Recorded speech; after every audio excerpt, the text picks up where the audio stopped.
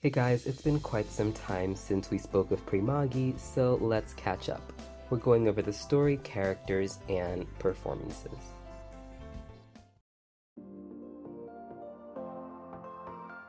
I'm gonna start with a song ranking because music is key to any idol franchise. Let's get into it. Last time I said I wasn't into Lemon, but now I know it was probably her performance.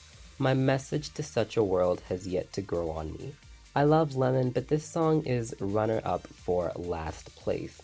At the very bottom, I'd definitely have to put Audu's song. Now I know the lyrics. I've read them, great lyrics, but the tune is just not it. I don't like the talking either.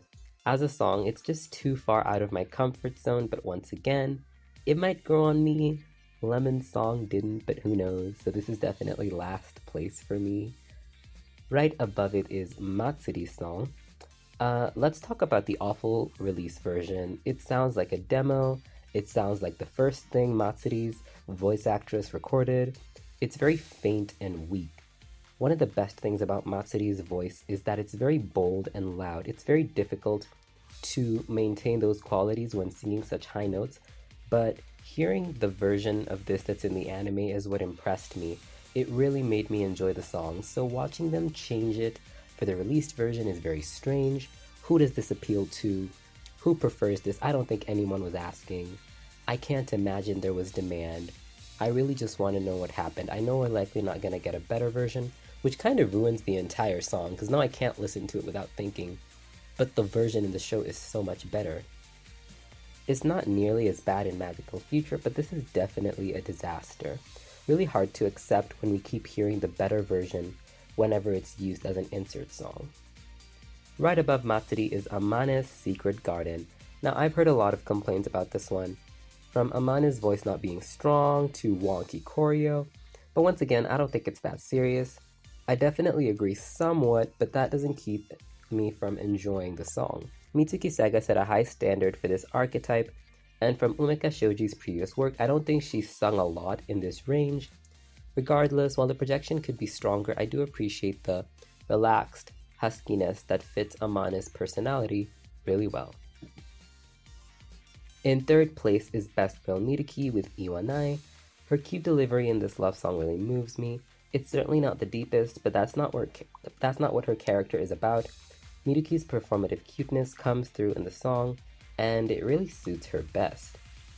At runner-up, we have Starlight. From day one, this has been the best insert song. There was never a chance for competition. It's catchy, it's techno, it's a bop. Now, Hina might be the best, but there's always someone right above her. I Believe is such a motivational song. It's incredible. I listened to this one time and time again because it's so moving, and it's probably the best song so far. It deviates a lot from what previous Pretty Serious music has sounded like, which is a trend for most of these songs outside the group song, which very much reminds me of Prepare, no offense. I think it's definitely indicative of how Primagi wants to forge its own identity, very disconnected from previous seasons. The closest one is probably Rainbow Live, but it just feels very, very new. While we're here, can we talk about how Prikatsu fans love techno? Believe It, Starlight, Calendar Girl, there's a few more, but those are the most popular ones, at least based off what I see. Songs aside, I enjoy the variety in outfits, and beyond Matsuri, I don't think anyone's song is overused yet. Once again, as for the group song, it reminds me of Prepara, which is nice.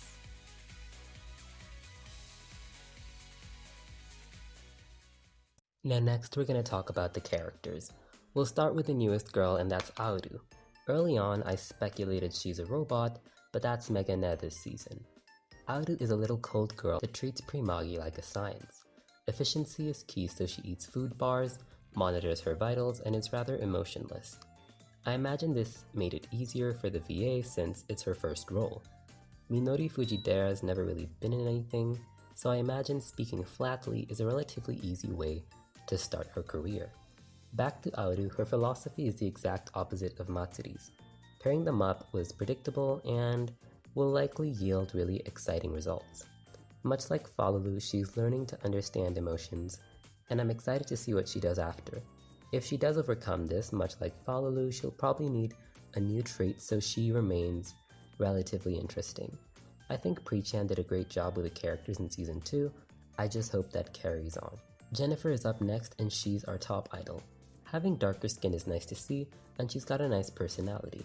She's working with the Omega Corporation to get back her mascot room, as the two are separated, with the latter being in the magic dimension.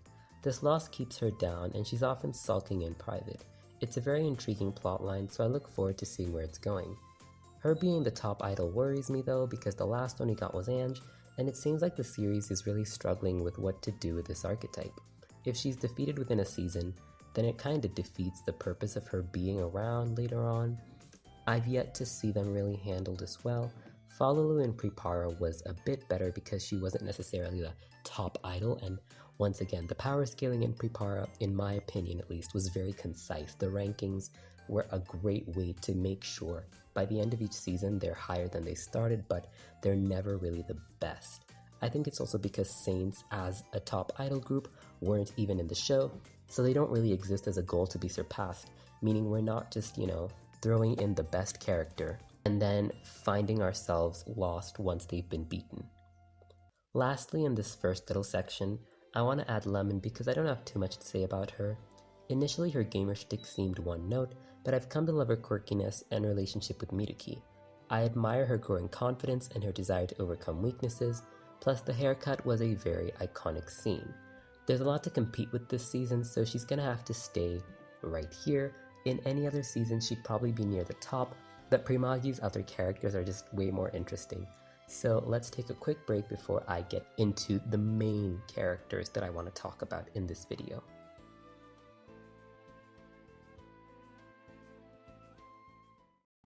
Matsuri's been a super fun main character, and I think it's her responsibility and kindness.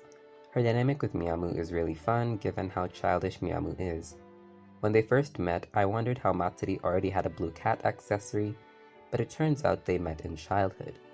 The two both ran away from home, where Miyamu ran from being criticized, Matsuri ran because her father was leaving. It's in this flashback that we find out he works for Omega, but we also see his cat necklace. I really like this fated encounter stuff, and I'm glad that they're partners. Even though mascots are usually assigned to their humans, Miyamu found Matsuri all on her own.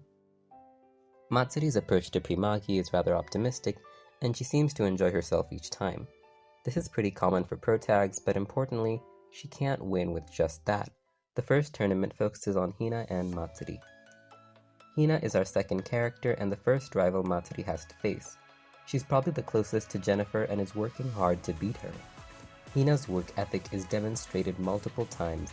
She's always working out, got abs, and even performs with an injury. This drive isn't the best thing, as it seems to define her. Even before her performance, she trains excessively and hurts her ankle. Despite pushing through, this could have been a serious injury and might have ended her Primagi right there. It's this resilience that earns her the flair element cord though. The first tournament does a lot of things right. Matsuri and Hina represent two opposing ideologies. One simply has fun, while the other has been working hard to win for a long time. Their opinions on Jennifer are also contrasting. Matsuri looks up to her as an inspiration, but to Hina, Jennifer is a final obstacle, something she has to chase. This is why it makes sense that they were introduced first, and that they were the first ones to duke it out for the tournament. Last time I spoke about tournaments in the Pretty series, I spoke about how recently it's been easy to tell who's gonna win, but here they didn't really do that. It would make sense for Matsuri to win because she's the main character, and the cord that's being given is literally hers in the OP. I really thought she would, but it's Hina. Hina's the one who's been working hard, and realistically speaking, Hina would probably win. After this arc, we get introduced to Amane. Hidden is the flower is the perfect tagline for her. I love each episode we get, and they always leave me wondering more. So let's look at the figure who influences her the most. The Premier Étoile is at the center of Amane's character. She's the one who introduced Amane to Primagi and has guided her thus far. Amane doesn't love the Primagi, or at least she says so. In her school, Amane carries a lot of responsibility. Midoriko, however, doesn't seem to need much from her. The two stood side by side.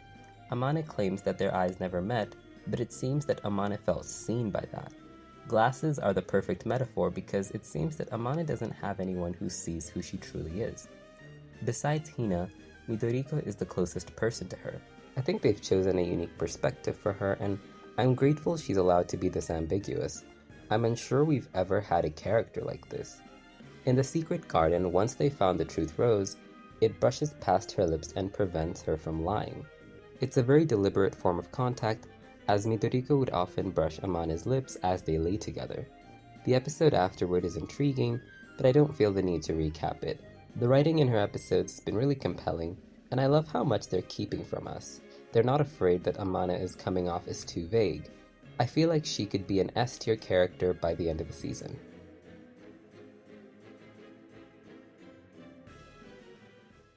Speaking of clever writing, we've saved our best for last, Miruki. I've already spoken on what a twist her personality is, but let's go in depth with it. For most of her life, Miruki was a normal, dull-looking girl. At her family's vegetable stand, she noticed no one really bought the boring and ugly produce. Much like in the real world, appearances do matter, and if you're not cute or appealing, you probably won't get attention. Cuteness as a construct can be performed, and Miruki's a star. It's a really great commentary on how you're allowed to tap into aesthetics that don't naturally suit you. You're allowed to look and act how you want, regardless of how naturally it comes. Your identity doesn't have to be something completely core to your being. It can be something you just throw on because you like it. I already had enough reasons to love Miruki, but this commentary really pushes her to the very top. I doubt I'll enjoy any other character in this season more than I've enjoyed her. At the start of Primagi, I expected another cutesy girl, but deep down, she's a deeply insecure teenager trying her best to like herself. It's a very relatable depiction that I'm sure will touch many. Now, if only they gave her the ultra rare. Seems like they're insistent on not giving her any cords to wear. Now that we've covered the girls, I do want to briefly go over the mascots and finally the boys. As a group, we do have to acknowledge that Patano is the weakest. They don't really do much, they're not funny, and paired with Amane, they bring nothing to the duo. Amane's got so much going on, I feel like Patano doesn't really have room to be a character.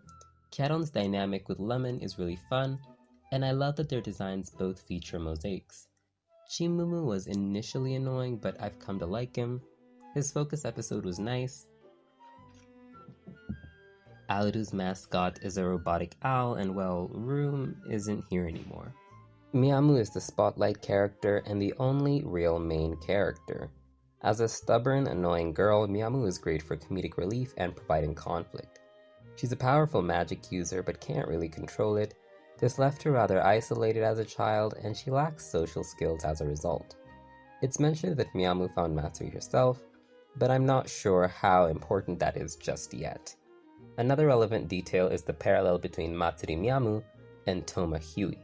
Matsuri and Huey are romantic interests, and they get a cat and dog respectively.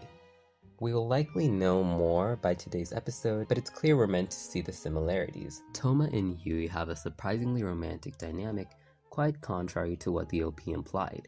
Huey's always lingering around Toma, and the two share lots of romantic moments. When Toma is kidnapped to the magic realm, Huey does all he can to save him, and they work together to escape. He's also got a dark past, which I imagine was helping kidnap Broom. Toma is a sweets maker who already confessed to Matsuri, but we're just moving past that, it seems. He's a bit blander, but I love how annoyed he is by Huey. Once again, the dynamic between the mascot and the human really carries the relationship. Overall, I appreciate how unique the characters are this season. The protagonist is taller and more responsible, the cute girl is playing it up, Amane's whole character, the love interests like each other. It's very refreshing. It seems to have a much stronger identity than Pre-Chan, and I look forward to what the rest of the season will offer us. Finally, I expect the spark element to go to Auru and Matsuri. Matsuri's the main character, so they might just lump her in and be like, yeah, you get this one too, especially because it is a duo arc. But with that said, thank you so much for watching, and I'll see you guys next time.